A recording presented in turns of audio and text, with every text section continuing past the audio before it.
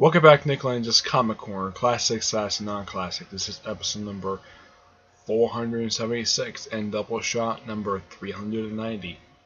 Two trades. Well, one from Vertigo and the other one's from IDW. Vertigo is an imprint published under DC Comics. Yes, but I kind of call it DC Comics because it's published with them.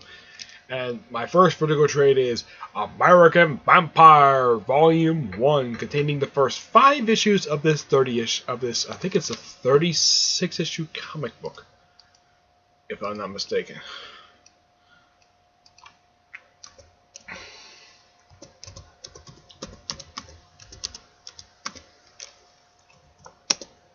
Okay. Actually, the original comic book was 34 issues, and this is written by Scott Snyder and the master of horror novels, horror and suspense novels, Stephen King, with artwork by Raphael Albuquerque. Yep, Stephen King is only on the writing for this series, only for the first 5 issues. Yeah, the whole series is entirely written by Scott Snyder, and Raphael Albuquerque pretty much does most of the artwork for this whole series.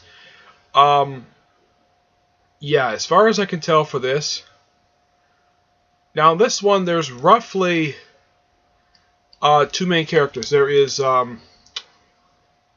Skinner Sweet, there's him, and there is a woman named Pearl Jones. They're the 2 sort of prime focused characters. Now this series mostly takes place at various points in US history.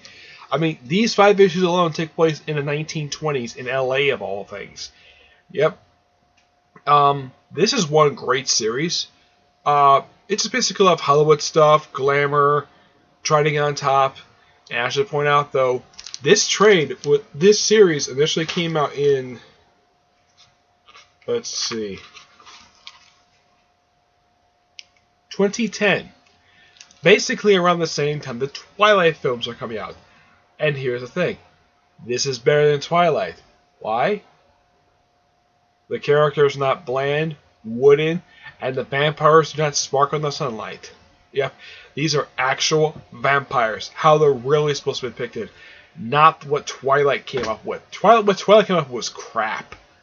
Now my sister likes the Twilight films. I don't. I've never seen them, but from what I've seen clips of them, yeah, these films are really, really bad. But this is awesome. This is how vampires should be done. It's too bad it's never been a really good vampire movie in the last several years. I mean, there's some vamp movies, but not really good ones, because Twilight kind of killed it. Yeah, but I kind of hope maybe one day this might be turned into a series, maybe a TV show, or maybe a movie. Depends on what Warner Bros. Wants to do with this series. Yeah, for a series that started roughly 7 years ago. The last known official comic book that associated with American Vampire was only released just a little over a year ago as one of the anthology issues. Yeah. That's literally like the last time officially that this series was come out with. But I heard that initially the reason why the series put on hold 34 issues was because Scott Snyder was busy with Batman, but still put his issues anyways. The series is great. This is just the first volume. First of how many volumes I collect this series? Roughly, there are 9 volumes for this whole series. Yes, and it's not until volume 5 when they finally finish up collecting the whole initial 34-issue comic series. Aside from the 34-issue comic book, there is 2 miniseries. There is Survival of the Fittest and Lord of Nightmares. Both 5 issues piece. There is a one shot called Long Road to Hell, 2 anthology one shots, an annual, and the 11-issue American Vampires second cycle. Would I review those? Maybe in the near future, but I gotta start with this one, Volume 1. Okay, I give this book a 9 out of 10. Really good. Good job, Scott Snyder. People should actually support this Vertigo book because that's actually a really good one. Alright, next up is a crossover book. This one is Street Fighter X G.I. Joe, collecting the 6-issue limited series done by Aubrey Sutton, and artwork by Emilio Lesto and Andrea DeVito. Yeah, the thing with this series, now, something might be asking before I talk about the series, like, have I ever played the Street Fighter video games? The answer is no, I have never played them. I play a few of the Mortal Kombat games, not Street Fighter. I've never played Street Fighter. I have seen the Street Fighter film, the Jean-Claude Van Damme version. Despite the fact it's kind of bad, but it's actually a pretty enjoyable film to watch. And plus, the guy who played M. Bison did a fantastic job playing him. I'm trying to remember. I think it's Raul Julia. Yeah, that's the name of the actor who portrayed M. Bison. And even though the movie itself has nothing to do with the game, but it's still enjoyable. But onto this comic book. Now, the characters they bring in from the Joe comic book, they bring in only these following characters. Let's see. You have Snake Eyes. You have, let's see. You have some of the more noticeable ones, like, if you're thinking, like, the only major G.I. Joe who's not in here is Duke. Yeah, Duke is nowhere in this series. Like, you have, let's see, from the Joe side, you have Snake Eyes, Jinx. I'm trying to think. Yeah, Snake Eye, Jinx, Storm Shadow, who joins G.I. Joe. There's Gung Ho. Yeah, I think that's it. Yeah. This is a character called Rufus. I've never heard of this guy before. The only Street Fighter characters I have heard of, aside from, of course, M. Bison himself, which there he is, clearly on the cover next to Destro. And a lot of known Cobra characters are in here.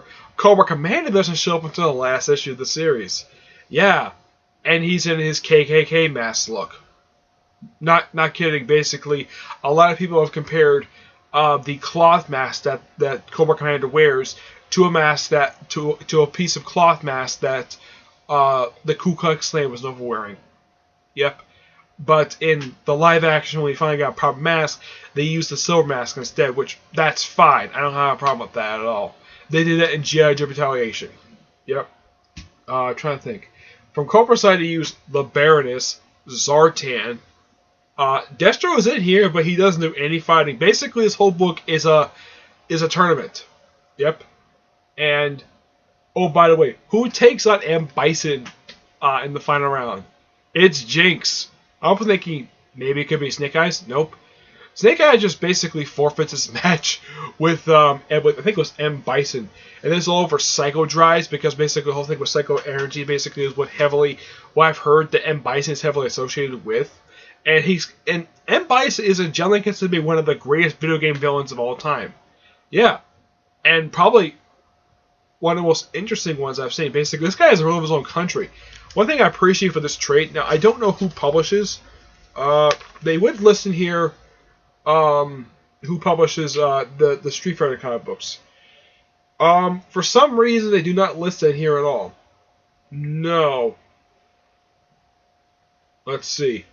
Now, they do give bios on the Street Fighter characters who appear in here. You have Street Fighter 1 on Crimson Fighter. I've never heard this character before I read this miniseries. Rufus. The only ones I have heard of are Guile. Let's see. I have heard of Guile. Of course, and Bison, obviously. Let's see. There's Chun-Li. And, let's see. There's Ryu. And that's it. There's only just very few characters from the Street Fighter franchise I have heard of, because I've never delved into the Street Fighter franchise that much. I can name a bunch of characters from Mortal Kombat, but not Street Fighter, because I've never played the game. And I've heard that something about, I think it was the 4th game. This game has the most, from what I've heard about this game is legendary with its, with Capcom's many extensions of the game. There's somewhat exaggerated. There's about 50 extensions to this one game. Yeah. But the miniseries itself is just basically Cobra, G.I. Joe, and the World Warriors. That's what the good guy organization in Street Fighter is apparently called. I've never actually read Street Fighter comic books. They have this tournament, and it's a pretty interesting tournament. I have heard there's going to be a follow-up series where it's going to be the sequel series is going to be Street Fighter X G.I. Joe X Transformers. So they can find Transformers in the mix. Yeah, basically the way the series ended. Basically, it's opened for another series, which I'm looking forward to it. If you're a fan of Street Fighter, you would love this series. If you're a fan of G.I. Joe, you would probably definitely love the series. But you probably wouldn't like to see You probably wouldn't like to see Snake Eyes basically forfeiting a match with M. frickin' Bison. But it seems kind of weird though that of all people to fight M. Bison, it's not one of the Street Fighter characters.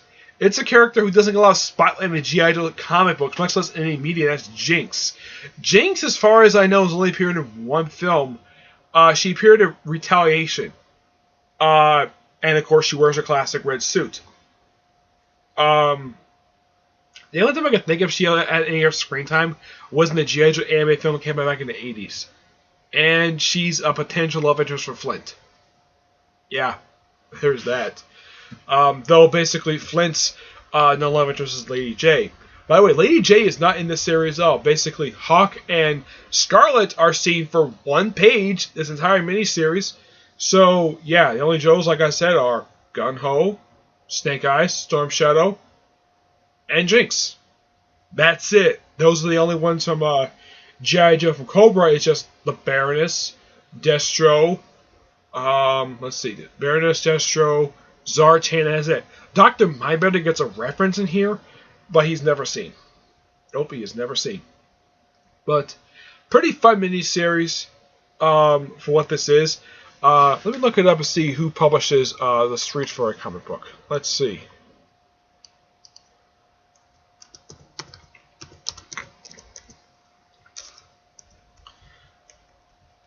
Okay, yeah, I heard it when they crossover with Tekken. I've never played Tekken. Let's see. Udon. Yes, Udon is the current company that publishes Street Fighter, but I don't read anything published by Udon, so I don't know much about the company at all, aside from the fact it publishes Street Fighter. Yeah. So, good miniseries, despite the fact I am kind of familiar with the franchise Street Fighter, but I'm not all that into it like I am for Mortal Kombat, which I know some of the characters in that one. A lot better than this one because never played it. But from what I've heard, it was a pretty violent franchise back then. It's still pretty violent nowadays. I have heard also that apparently M. Bison apparently died at some point. Yeah, they finally killed him off, just like they killed the main villain of the Mortal Kombat franchise prior to... I heard they killed him off in the 9th game of the series. Yeah, it's quite odd. But this is good. I'm going to give this one a 9 out of 10. Alright, that's it for this episode. Stay tuned for the next episode, which is episode number 477, Doubleshot number 391, okay? But until then, we'll see you there. Bye.